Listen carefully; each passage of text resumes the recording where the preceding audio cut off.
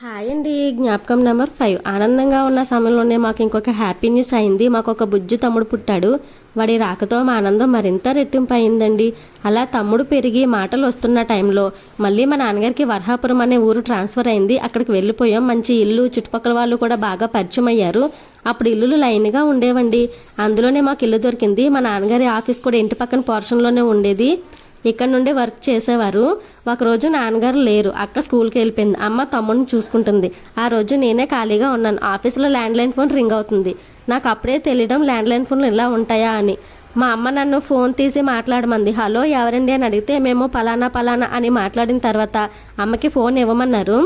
ఆయన లైన్లోనే ఉంటానన్నారు. లైన్లో ఉండటం అంటే ఫోన్ పక్కన పెట్టాలని తెలియదు. ఫోన్ పెట్టేశాను. వెళ్ళి అమ్మని పిలిచాను. ఎవరో ఫోన్ చేశారు, లైన్లో ఉంటానన్నారని అమ్మకి చెప్పాను. అమ్మ వచ్చి చూస్తే రిసీవర్ పక్కన పెట్టలేదు. చూడండి చేసిన వారు ఎవరో ఏంటో అమ్మకి టెన్షను. నన్ను 2 తిట్లు తిట్టింది.